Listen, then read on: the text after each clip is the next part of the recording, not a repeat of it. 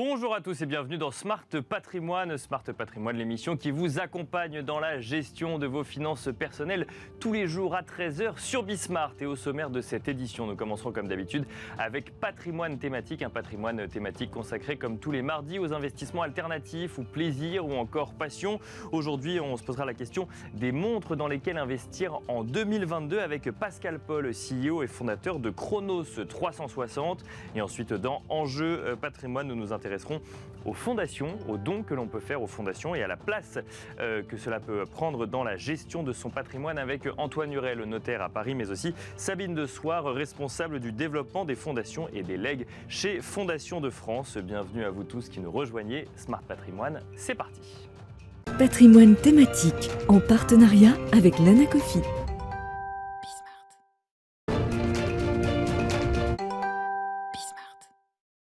Et c'est parti donc pour patrimoine thématique, un patrimoine thématique consacré comme tous les mardis aux investissements plaisir, passion ou encore alternatifs.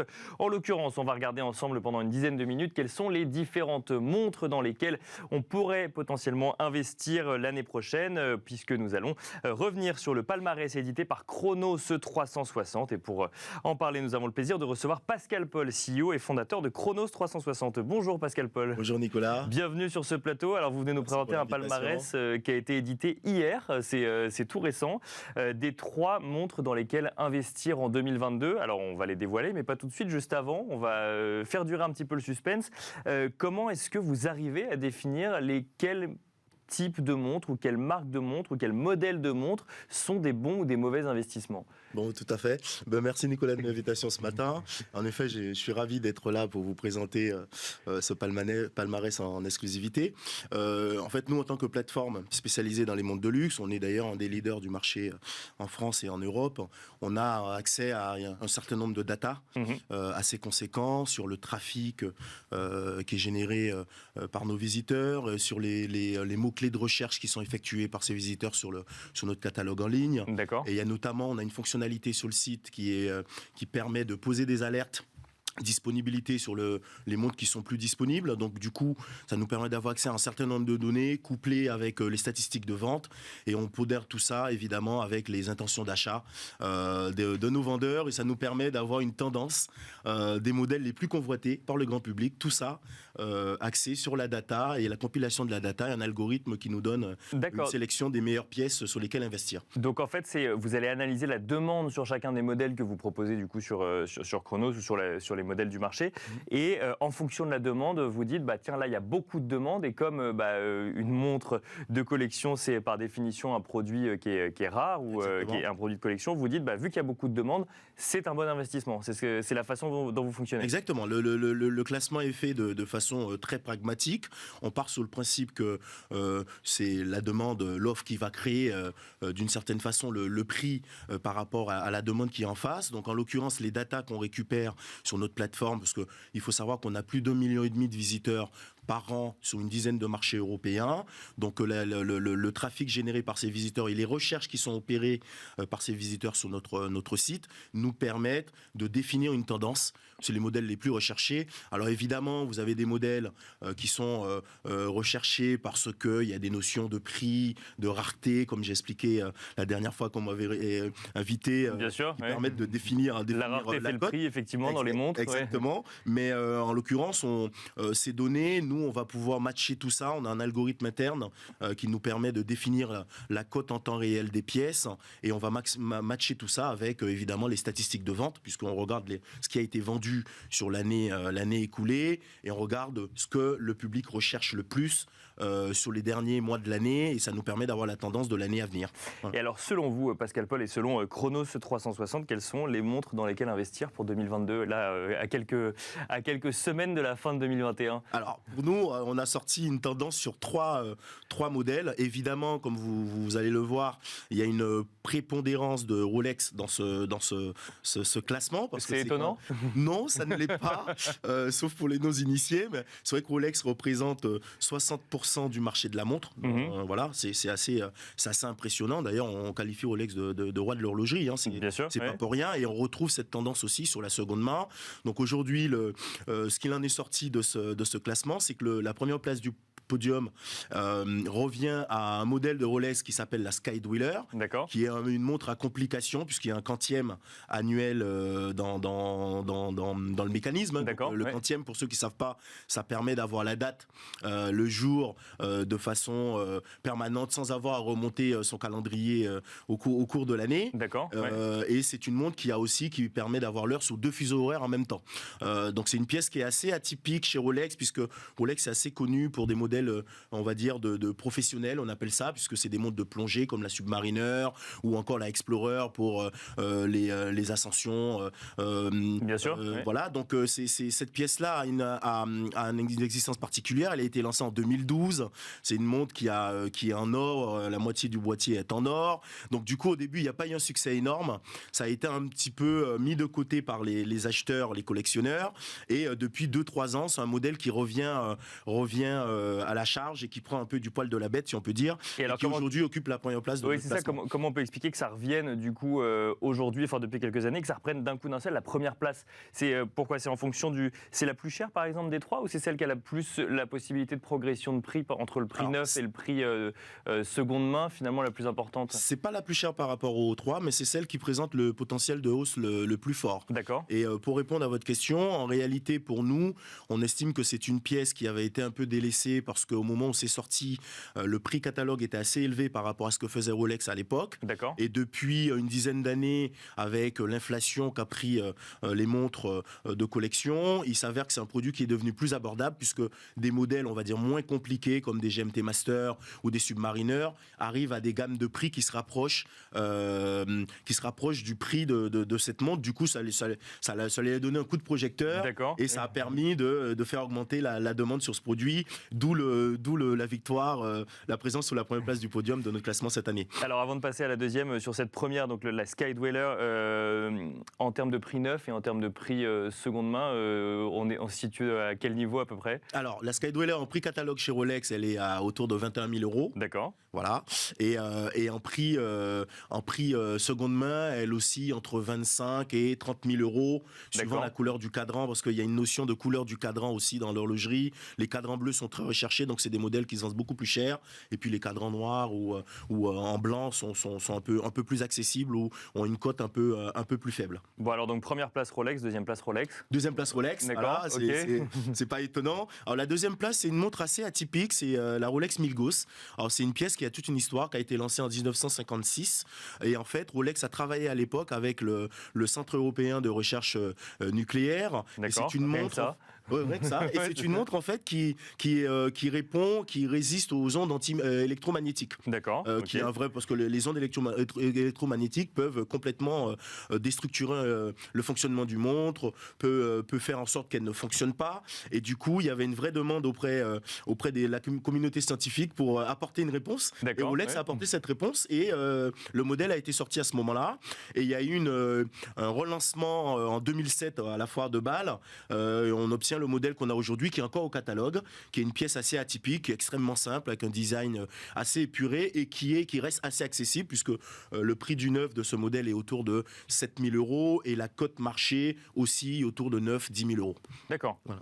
Donc ça c'est pour le deuxième modèle. Et alors troisième modèle, là pour le coup on sort de Rolex quand même. Est-ce qu'on peut faire un top 3 d'ailleurs avec une seule marque, ou quand même on essaye d'aller chercher C'est jamais arrivé. C'est jamais arrivé. De toute façon c'est en fonction des intentions d'achat. C'est en fonction des intentions d'achat et puis des recherches. Donc c'est jamais arrivé pour l'instant, mais en général sur les 5 classements qu'on a sortis depuis 2018, Rolex, il y a toujours eu une ou deux Rolex, au moins une Rolex sur la première place ou la deuxième. Bien sûr. Ou il y en a au moins 2. Mais oui, il y a toujours une marque, on va dire, alternative qui s'impose. Et là, cette année, nous, dans nos datas, ce qui ressort, c'est la Vacheron Constantin Overseas, qui est une montre qu'on appelle sport chic, qui est de la même acabit que, pour ceux qui connaissent les Patek Philippe Nautilus ou encore la Audemars Piguet Royal Oak. C'est une pièce un modèle qui a été lancé en 1977 par Vacheron Constantin, qui est toujours au catalogue, qui reste assez, on va dire, c'est pas une montre grand public, c'est pas une marque extrêmement connue, même si c'est une marque qui existe depuis 1755. D'accord, qui a été créée sous Louis XV, vous voyez. Donc c'est une marque qui est très intéressante. Et ce modèle-là a une vraie histoire et répond à une demande, puisqu'il y a eu une vraie inflation des prix sur les sports chics depuis une dizaine d'années. Les Nautilus sont devenus extrêmement chers, les Royal Oak aussi. Et aujourd'hui, la Overseas est un peu l'alternative qui s'offre aux collectionneurs sur le marché pour investir de façon avec pas mal de rendement dans le temps. Et alors là, pareil, le prix neuf, prix seconde main et potentiel de rendement éventuel sur ce type de montre. Cette montre a subi une croissance exceptionnel en 12 mois. D'accord. Alors, le prix catalogue est autour de 20 000 € pour le modèle classique. Et c'est une pièce qui se vendait autour du prix catalogue en seconde main il y a un an et demi. Et aujourd'hui, au moment où on se parle, c'est une montre qui est cotée pas loin de 40 000 €. Voilà. Donc, il y a une vraie croissance sur ce modèle-là. Et par contre, il est dans notre classement parce qu'on estime qu'il y a toujours un potentiel de hausse qui est assez conséquente, qui peut être de l'ordre de 30 à 40% sur l'année à venir. Donc on conseille à ceux qui ont les moyens et le portefeuille qui va avec, s'ils veulent placer sur une pièce iconique, de se diriger vers la Vacheron Constantin Overseas. Bon, avec des prix pareils, c'est vrai qu'on se pose toujours la question de la porter, la montre en question, mais vous nous disiez la dernière fois qu'il vaut mieux les porter parce que ça les entretient, c'est ça, il ne faut surtout pas les laisser dans un placard. Très rapidement, Pascal Paul, si on revient sur le classement que vous aviez fait en 2021, du coup pareil, sur cette notion de demande et d'offre sur le marché, vous avez constaté des progressions sur l'année qui est en train de se finir? Bon, on a eu des progressions très fortes. D'accord. Le classement de l'année dernière, le premier c'était aussi une Rolex, c'était la Rolex Explorer qui occupait la première place. Et c'est un modèle qui a une croissance assez forte, qui a cru de quasiment 50% sur l'année. D'accord. Qui est une pièce extrêmement recherchée, qui a été créée en 1957, si mes souvenirs sont bons. Et c'est, pour la petite histoire, c'est une pièce qui était portée par Sir Edmond Hillary lorsqu'il a gravi l'Everest. D'accord. Donc il y a une vraie histoire dans l'horlogerie. Donc cette pièce-là avait accru fortement. La deuxième montre du classement, c'était la Omega Speedmaster, qu'on qualifie de Moonwatch, qui était portée sur la Lune. C'est une montre qui a une croissance un peu forte, autour de 25% sur l'année, si mes souvenirs sont bons. Et puis il y a eu la troisième pièce, c'était déjà la Skydweller. C'est ce que j'allais dire, finalement, troisième l'année dernière et première cette année. Effectivement. Donc, exactement. Et les investisseurs ne changent pas non plus totalement de vision d'une année sur l'autre. Exactement. Et donc celle-là, c'était plus 32% l'année dernière. Sur l'année dernière, exactement. Merci beaucoup Pascal Paul d'être venu nous présenter ce palmarès 2022, donc le top 3 des montres dans lesquelles investir. Je rappelle que vous êtes le CEO et le fondateur de Chronos 360. Quant à nous, on se retrouve dans Enjeu Patrimoine. Et on enchaîne à présent avec Enjeu Patrimoine, un enjeu patrimoine où nous allons regarder dans le détail comment les dons à une fondation sont à prendre en compte dans la gestion de votre patrimoine. Si ceux-ci sont connus des personnes les plus aisées, le fait de faire un don à une fondation n'est pas forcément un réflexe connu de tous les épargnants. Pourtant, il peut être intéressant d'intégrer cela dans une stratégie patrimoniale, au-delà évidemment des raisons qui peuvent pousser à faire un don à une fondation. Pour en parler, nous avons le plaisir de recevoir Antoine Hurel, notaire à Paris et porte-parole de la Chambre des notaires de Paris. Bonjour Antoine Hurel. Bonjour Nicolas. Bienvenue sur ce plateau à nouveau pour le coup. Merci. Et nous avons également le plaisir de recevoir Sabine Dessoir, responsable du développement des fondations et des legs à Fondation de France. Bonjour Sabine Dessoir. Bonjour Nicolas. Bienvenue également sur ce plateau. Un mot peut-être rapide de la Fondation de France, puisque c'est la fondation des fondations, finalement, en tout cas la fondation de toutes les causes. C'est comme ça que vous vous définissez. Exactement. La Fondation de France a été créée il y a une 50aine d'années à la demande du général de Gaulle. L'idée était de pouvoir avoir un outil qui fédère la générosité des Français. Donc nous collectons auprès des Français et à l'étranger aussi, et nous capitalisons sur ces sommes que nous collectons et nous le redistribuons à l'ensemble des causes de l'intérêt général via des appels à projets. D'accord. Il y a des associations qui postulent à la Fondation de France sur l'ensemble des causes. On peut parler d'environnement, de recherche médicale, d'éducation inclusive ou encore d'accompagnement des personnes âgées. Et ensuite, c'est quoi? Donc il y a des associations et ensuite il y a différentes fondations au sein même de la Fondation de France. L'autre métier de la Fondation de France, c'est d'abriter des fondations qui viendraient chercher chez nous l'expertise que nous avons sur nos programmes et aussi le fait de bénéficier et d'appartenir à un réseau. Et à ce titre, nous accueillons 900 900, à peu près 920 fondations qui sont abritées à la Fondation de France et qui font le même métier. Elles collectent et elles redistribuent. Ainsi, les fondations abritées et la Fondation de France, nous soutenons 11 000 projets par an. 11 000 projets par an. Derrière le mot de fondation, il y a cette idée de philanthropie. Antoine Hurel, cette idée de philanthropie, généralement, quand on en entend parler dans les médias, ça concerne des gens qui ont très bien réussi, qui ont des très grosses fortunes et qui ont leur propre fondation ou qui font de la philanthropie. Mais concrètement, qu'est-ce que c'est que la philanthropie quand on veut l'adresser à tous pour le coup ?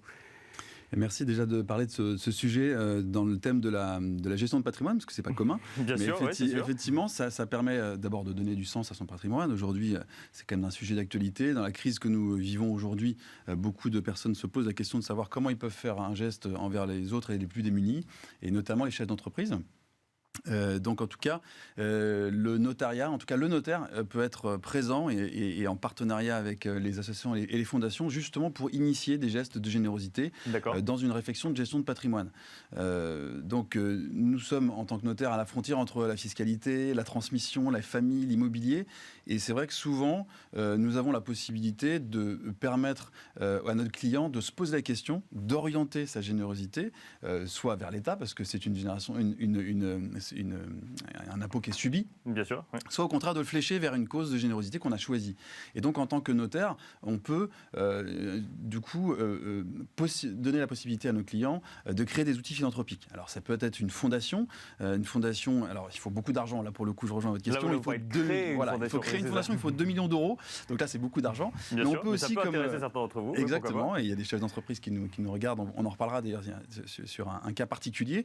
Et puis il y a également, comme Sabine le disait, des fondations abritées. Donc ça, en fait, c'est une sorte de mini-fondation qui peut être faite, par exemple, à la Fondation de France de mémoire, 200 000 euros sur 5 ans. D'accord. Ça veut dire 40 000 euros tous les ans, avec 66% d'économie d'impôts. On rentre là pour le coup dans le vif du sujet, dans la limite évidemment que l'on connaît, mais ça permet en fait de créer une fondation parfois pour beaucoup moins qu'on peut imaginer. Là, quand vous dites fondation abritée, notamment peut-être à la Fondation de France, ça veut dire que je crée ma propre fondation, mais au sein d'une fondation. C'est ça, avec la cause qui m'est chère entre Exactement. Alors vous venez me voir et puis vous me dites, voilà, moi ce que je voudrais, c'est l'environnement, mais vous ne savez pas où aller parce que vous n'allez pas vous lancer dans la générosité comme ça et dans l'environnement sans le savoir. Donc vous allez voir un collège d'experts auprès notamment de la Fondation de France qui va vous dire, moi je vous abrite chez moi. D'accord. Et vous avez votre fondation à vous. Alors elle n'a pas la personnalité morale, c'est-à-dire qu'elle n'existe pas en tant que telle, mais on appelle la Fondation Nicolas. Sur l'environnement, ça existe.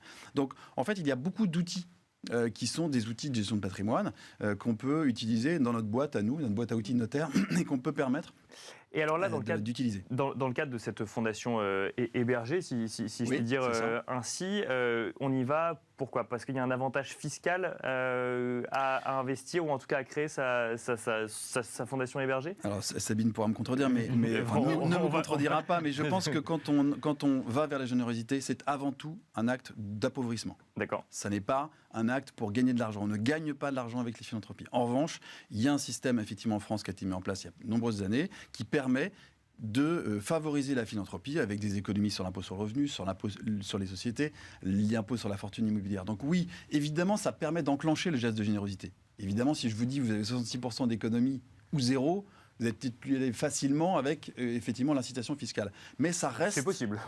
Ça reste un acte d'appauvrissement. Hein. Donc on le fait parce qu'on se dit, tiens, j'ai bien réussi, j'ai envie de voir ailleurs et de m'orienter vers l'intérêt général. On le fait lorsque je suis un chef d'entreprise, on en parlera peut-être tout à l'heure, qui va céder une société. Je le fais quand j'ai pas d'enfants. C'est les exemples qu'on reprendra tout à l'heure si vous voulez bien. J'ai pas d'enfants, je suis chef d'entreprise. Comment je fais pour transmettre mon patrimoine ? Est-ce que tout va à l'État ? Est-ce qu'une partie va à l'État ? Voilà, donc tout ça, c'est vraiment des sujets on va en reparler juste avant, Sabine Desoir, sur cet exemple de fondation hébergée. Il y a quand même une question qui se pose. Pourquoi créer sa propre fondation hébergée avec effectivement un montant de 200 000 euros plutôt que d'aller faire un don de la même somme à une fondation qui défend déjà la cause qui nous est chère ?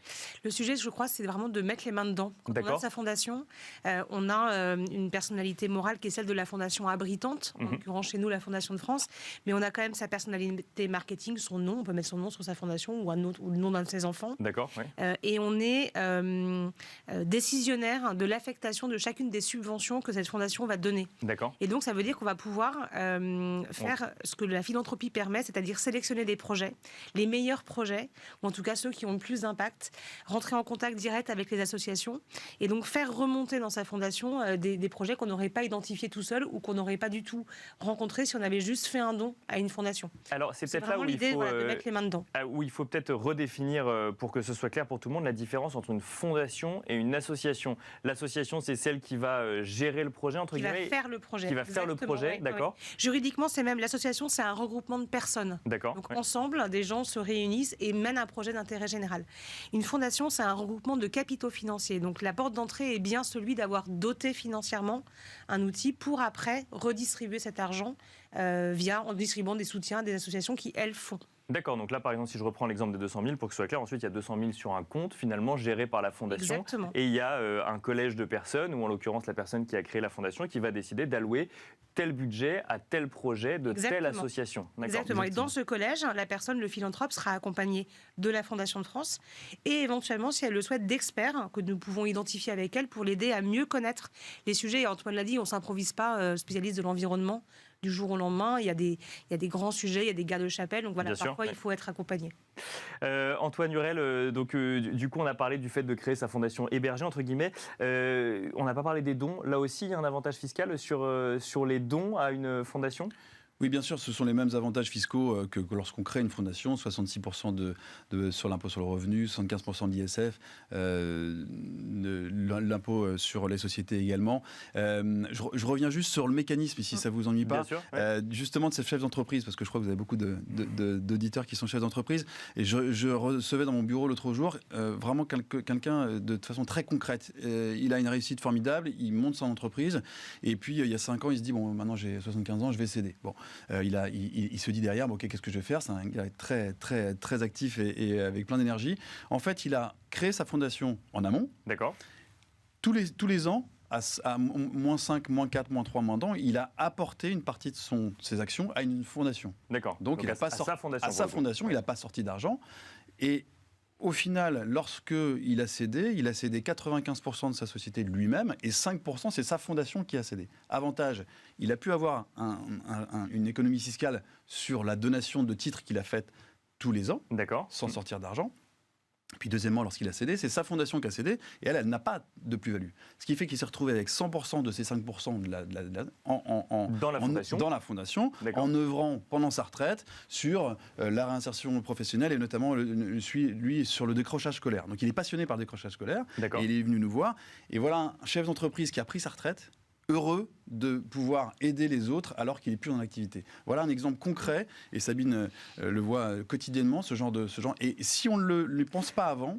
Pour bien comprendre, il a cédé son entreprise. Non, en fait, il a donné régulièrement à son entreprise. Voilà. Il n'a pas cédé son entreprise à la fondation. Mais ensuite, vu que la fondation était propriétaire d'une partie de l'entreprise au fur et à mesure du temps, elle a récupéré. Elle a co-vendu finalement l'entreprise, mais elle n'est pas imposée sur les plus-values. Donc, il a pu ensuite redistribuer. Ou c'est peut-être pas, il n'a peut-être pas encore fait, mais c'est l'idée. C'est ensuite se redistribuer à des projets. Vous êtes prêt à la philanthropie, il manque plus qu'un petit montant, mais après c'est bon. Mais c'est vrai qu'on pense toujours à la donation-cession. Alors j'ai de la plus-value, donc du coup je vais donner à mes enfants, je vais donner à mes parents, etc. Mais à mes parents ou à mes enfants surtout, ou à mon conjoint, mais on ne pense pas toujours à cette possibilité. Et là, ça donne du sens à son patrimoine. On a cédé, on a de l'argent, certes, c'est bien dans une holding, on a beaucoup d'argent, c'est super, mais on a aussi de l'argent dont on peut faire bénéficier les plus pauvres et les plus...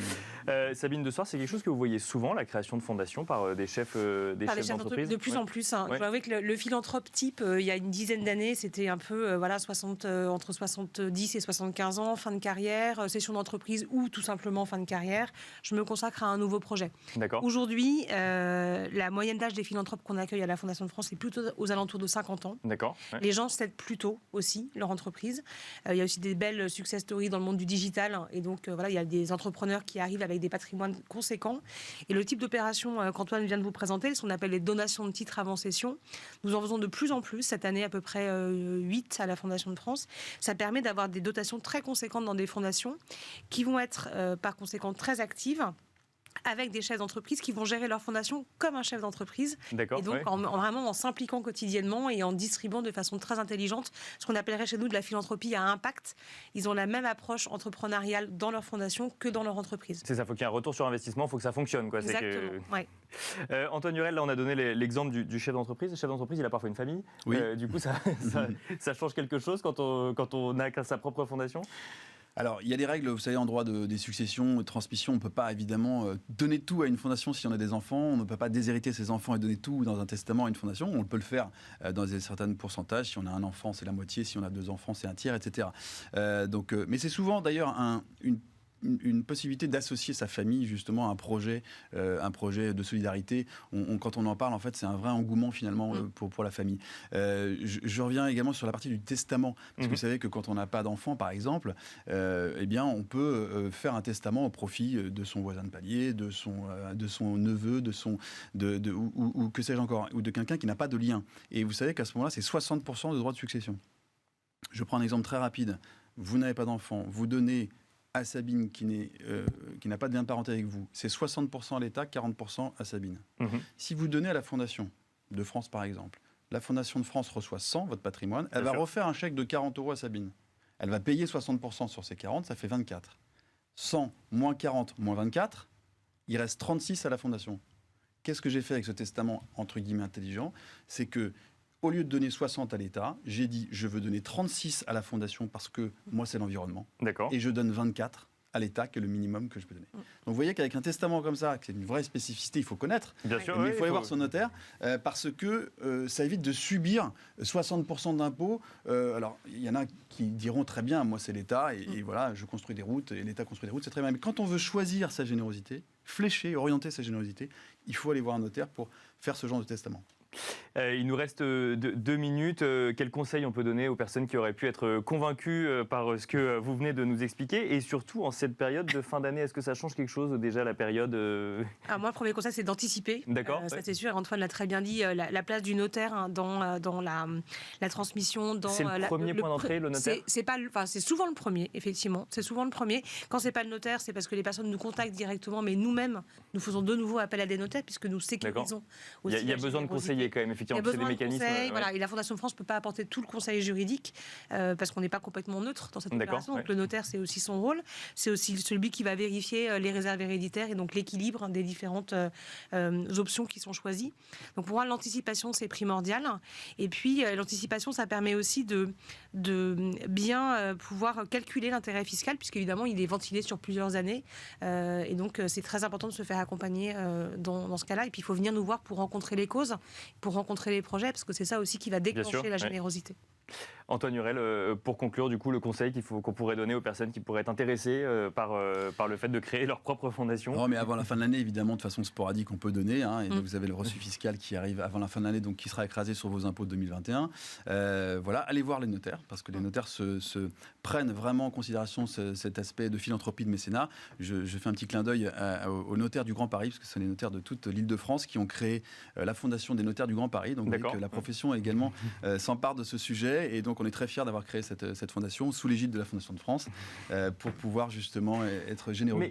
Mais je rebondis là-dessus, ça veut dire que là il y a plusieurs personnes qui créent une même fondation. Ça veut dire qu'on peut s'organiser à plusieurs chefs d'entreprise pour créer sa propre fondation. Là pareil, héberger à la Fondation de France. On peut créer des collectifs, voilà. Ça peut être une entreprise qui crée une fondation, un entrepreneur qui crée une fondation, un individu et sa famille, ou des collectifs informels type plusieurs chefs d'entreprise, voire même, on a le cas des cercles amicaux. Des gens qui ont été associés dans une entreprise à un moment, ils cèdent et finalement ils recréent une fondation ensemble pour vivre une deuxième aventure conjointe, mais autour de la philanthropie. Merci beaucoup Sabine Desoir, responsable du développement et des fondations, responsable du développement des fondations et délègue donc à la Fondation de France. Merci également Antoine Hurel, notaire à Paris et porte-parole de la Chambre des notaires de Paris, pour nous avoir détaillé ce mécanisme des fondations et l'intégration dans Sage et Stratégie patrimoniale. On se retrouve demain pour un nouveau numéro de Smart Patrimoine.